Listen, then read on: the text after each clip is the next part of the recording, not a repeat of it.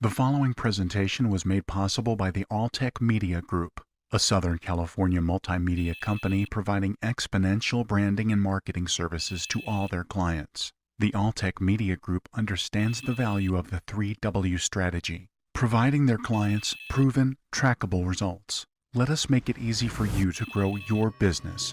Visit alltechmedia.com.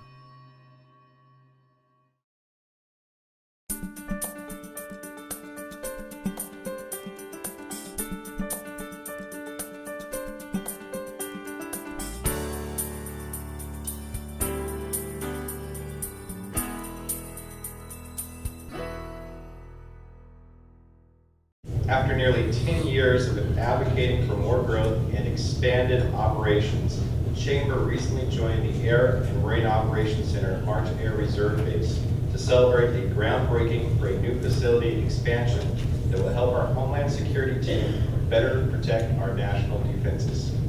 Our keynote speaker this morning leads the local multi-agency federal law enforcement operations at the center that uses sophisticated technology to detect, identify, and track suspected aviation and maritime targets. The organization is a critical component for protection for the region, securing the nation's border, and combating criminal organizations. Ladies and gentlemen, please welcome the Director of Operations at the Air and Marine Operations Center at March Air Reserve Base, Keith Jones. Good morning, Riverside. Morning. Keynote speaker. Wow. It's a first for me. So, first and foremost, what I'd like to do is congratulate our 2 new area commanders, and congratulate the chief, and let the chief know that he has my full support. Today's environment, it's very difficult to be a cop. Law enforcement is not a popular profession. These folks are on the front lines, and we appreciate what you do every day.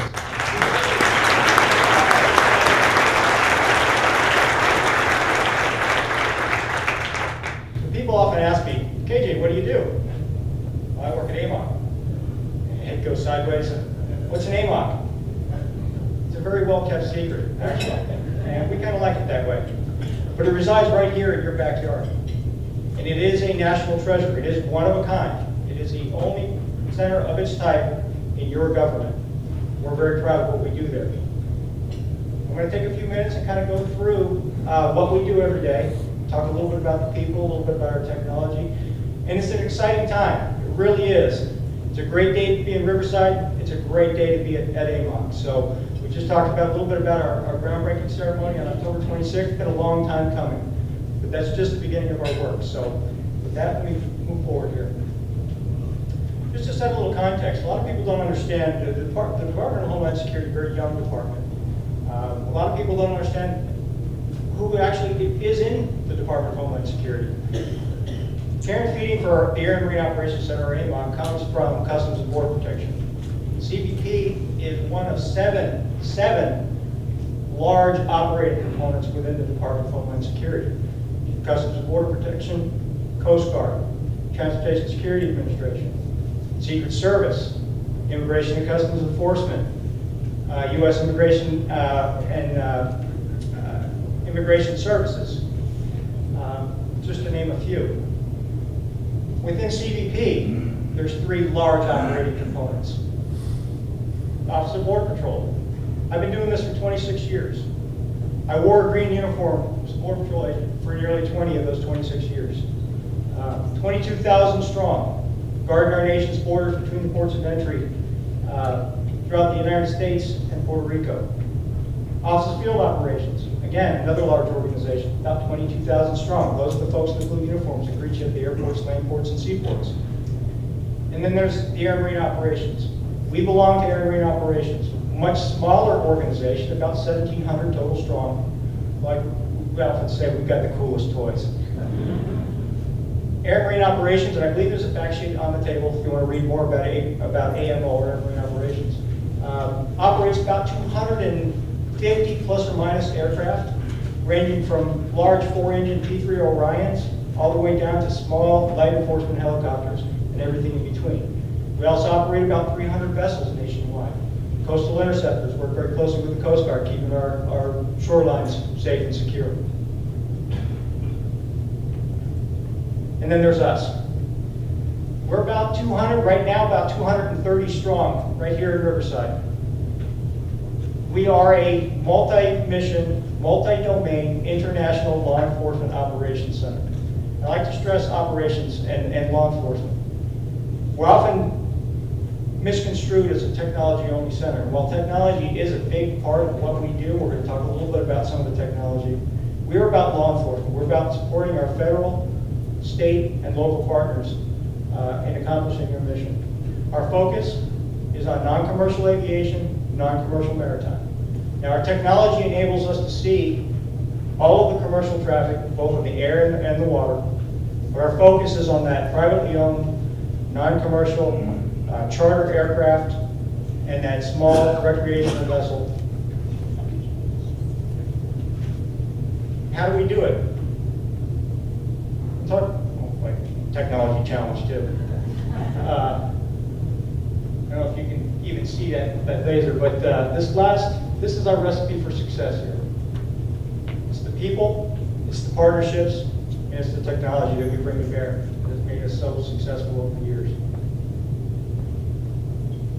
I know this is a bit of an eye chart. We talked about partnerships. In today's world of declining federal budgets declining everywhere, we can't do it alone. And I know I work for the federal government, so this is acronym, this is my world here. So I'm just going to go over a couple of them, certainly not going to go through all of them. Of course, Customs and Border Protection. We have Air and Marine Operations, we have Office of Field Operations, we have the Office of Border Patrol, and the Office of Intelligence. Not only are we unique in our ability to detect, track, identify, and classify people using aircraft and vessels, we also are the department's only processing, exploitation, and dissemination cell. Well, what does that mean? You know, we fly unmanned aircraft. Air and Marine Operations is also the only organization that flies unmanned aircraft in the National Airspace System. All of our aircraft, all of our vessels have cameras and sensors on board. Processing, exploitation, dissemination means we take all of the video and all of the data that comes off of those sensors, and it's processed right here in your backyard in support of our investigative and our law enforcement partners, so it's pretty special. We are a task force.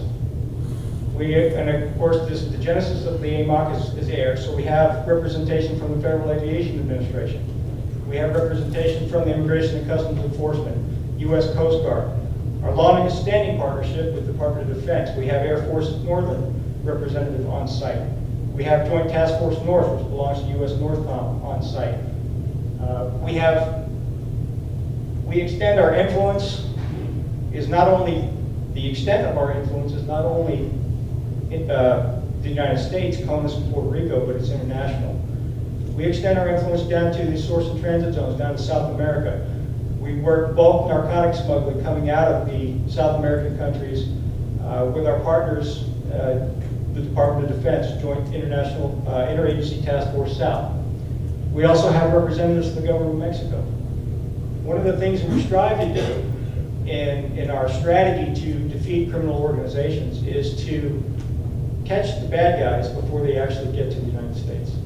How do we do that? We have to partner with our partners to the south and to the north. We're very proud to say that we have 4 representatives from the government of Mexico that reside on site. Federal Police, the Army Air Force, the Navy, and their Attorney General's office right here at AMOC. So it's a pretty special place. Talk a little bit about the people, the employees that work there. Tomorrow's Veterans Day. Give a shout out to all the employees at the AMOC and all the veterans here in the room. 95% of the folks that work at the AMOC are veterans and former Department of Defense employees. We hire them, one, for their maturity and the skills that they developed in their former life. They're specialists in their trade. They're very, very good at what they do. I'm proud to say that this is probably, of 26 years in the federal government, probably one of the best commands holistically that I've ever had the pleasure of working with. People are great, and they are truly patriots who believe in the mission that we do every day.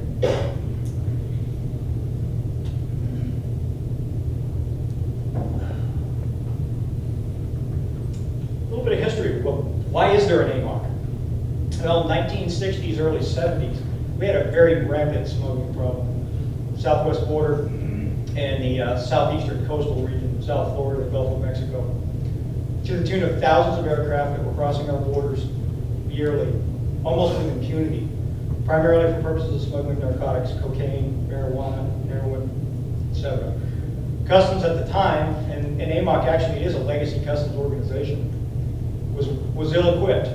So, as operators do, we begged, borrowed, and stole some gear to help us get our job done. So that is actually a seized Winnebago and a borrowed Tipsy radar that we got from the Department of Defense. And the folks went out there and they put it on the border and they started chasing bad guys with it. Well, gotta be a better way to do business. So in 1984, actually Customs decided to place customs officers in the Federal Aviation Administration traffic control centers and in the Department of Defense defense sectors. One of the reasons why AMOC exists where it is because Southwest Air Defense was actually on March Air Force Base, right across the parking lot from where our building is. We had customs officers actually working in that defense sector, helping protect the United States from these incursions.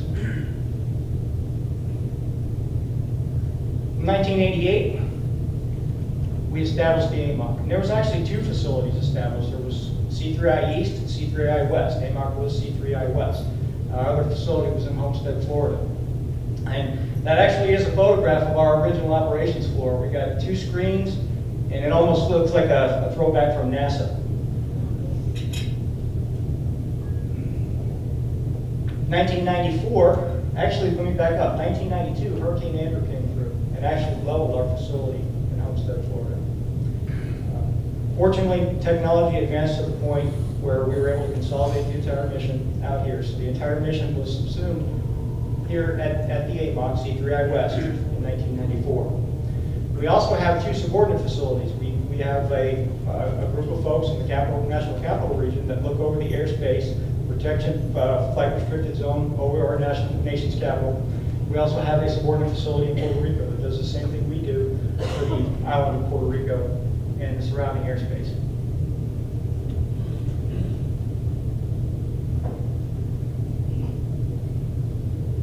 In 2003, Department of Homeland Security came to be.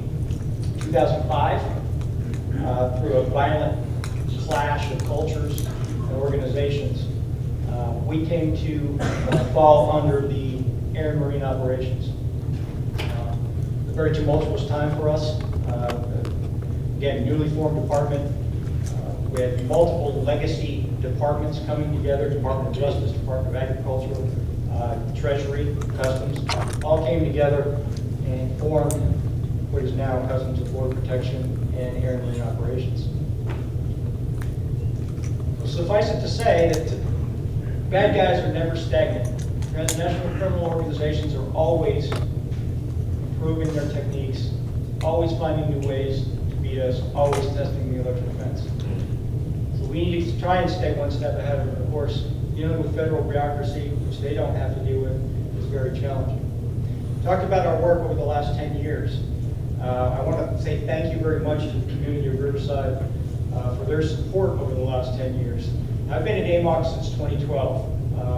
However, there are several folks that I've worked with that are original flag holders, almost going back to the 1988 establishment of AMOC. It's been very difficult for us. Funding has not come easy.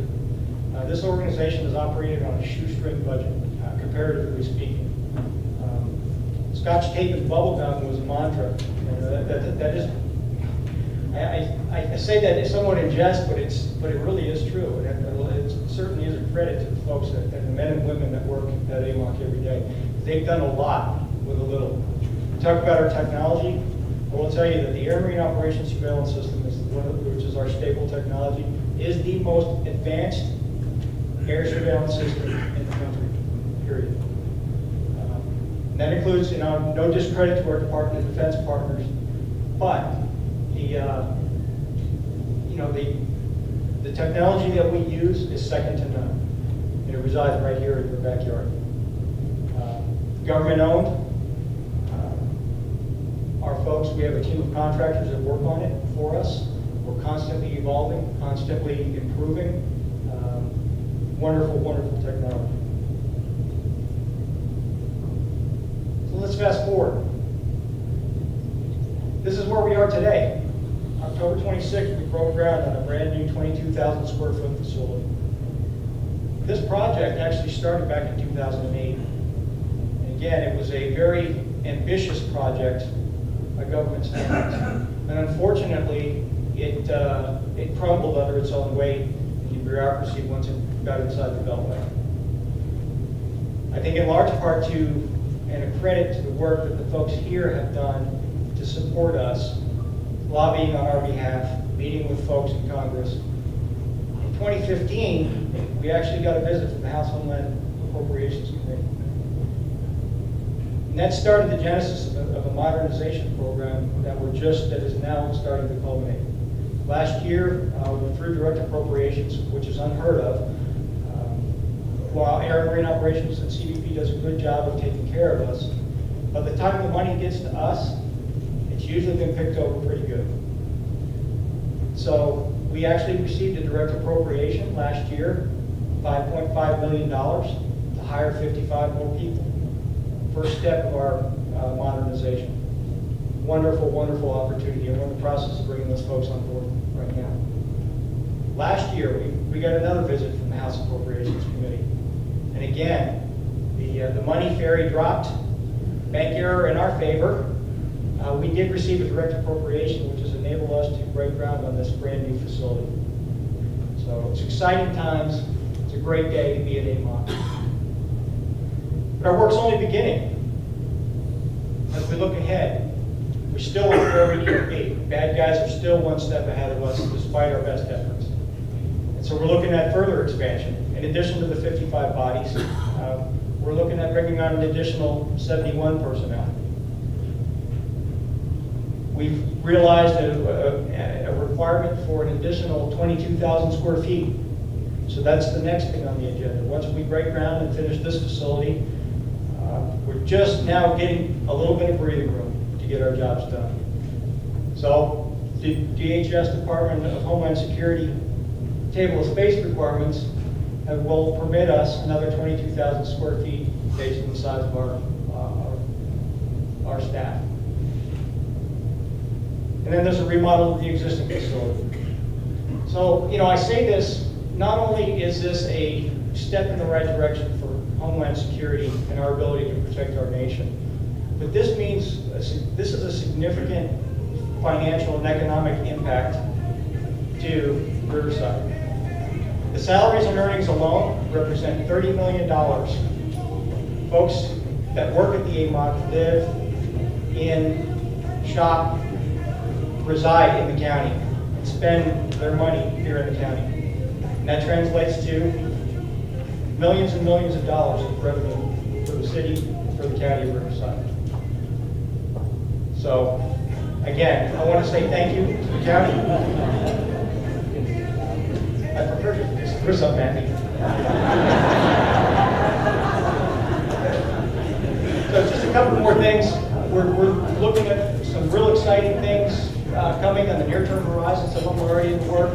Commercial space-based technology, some really cool stuff we're doing. And we're going to constantly keep the ball moving. And again, thank you, Riverside, for your support. We absolutely appreciate it. Thank you.